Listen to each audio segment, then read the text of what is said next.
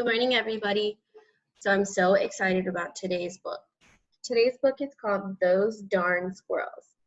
It's kind of a long book, so today we're only going to read the first part.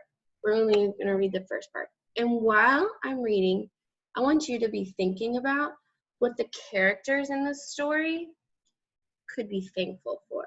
What could they be thankful for? And remember, the characters in the story are the people or the animals who make up the story. Those Darn Squirrels by Adam Rubin. Adam Rubin is the author and illustrated by Daniel Salmeri.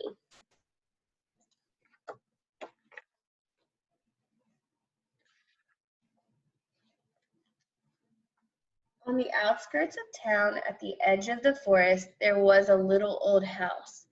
The thing older than the little old house was the man who lived in it, Old Man Fookwire.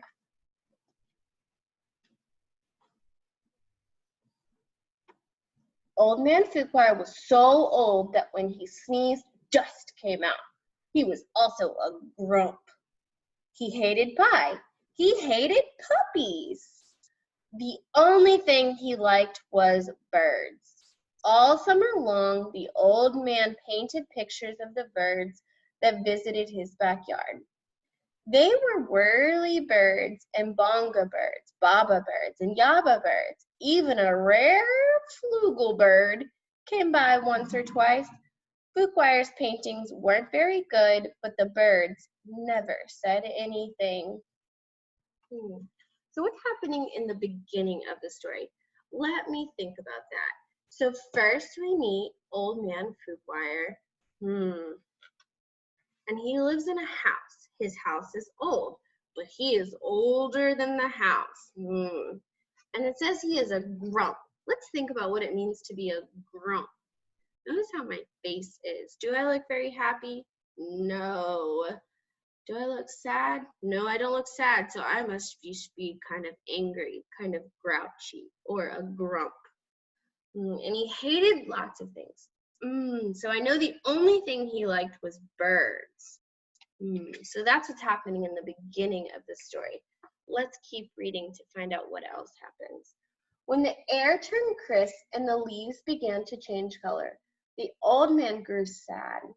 He knew that soon the birds would fly south for the winter, as they did every year, and that he would be lonely. Then he had an idea. If he fed the birds, maybe they would stick around. So Old Man Fookwire built beautiful bird feeders and put them all around his backyard. He filled the feeders with delicious seeds and berries, and soon birds came from all over the forest just to eat in the old man's yard. But the birds weren't the only ones who liked the bird feeders. The squirrels did too. Not many people know this, but squirrels are the cleverest of all woodland creatures. In fact, they're fuzzy little geniuses. They can make a house out of a tree, a bed out of a bunch of leaves, and a box kite out of twigs, dirt, and squirrel spit. They are also excellent at math. So who do we meet here? Let's think about the characters we've already met. We've already met Old Man Fookwire, we've met the birds, and now we've met the squirrels. So I'm thinking, Old Man Fookwire doesn't seem like he's grateful for much. But what could he be grateful for? What could he be grateful for? I think he could be grateful for the house he lives in. What's something you think he could be grateful for?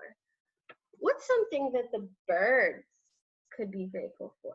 What is something that the birds could be grateful for?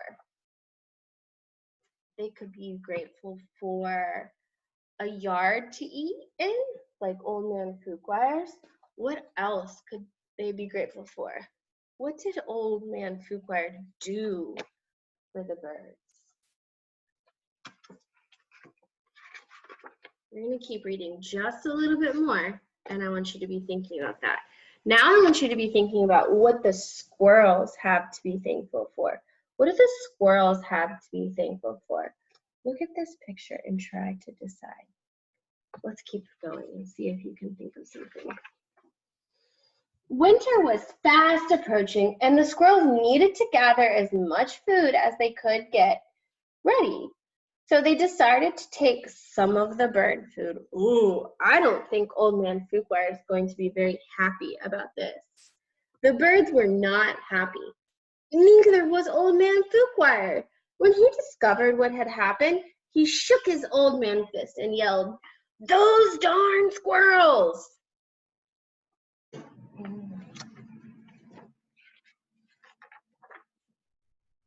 He filled up the feeders again, but this time he hung them from a clothesline.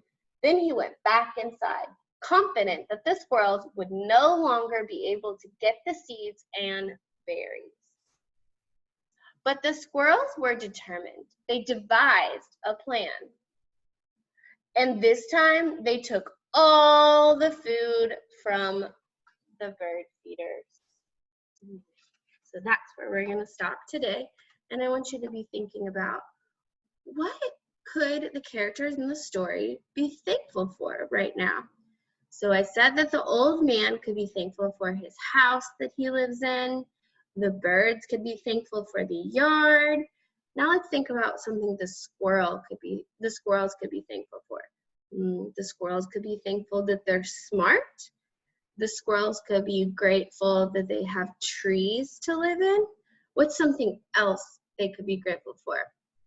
I want you to draw a picture about what some of the characters in the story could be thankful for, and label it and draw and write an excellent sentence. I can't wait to see your work, and tomorrow we'll finish the rest of the story.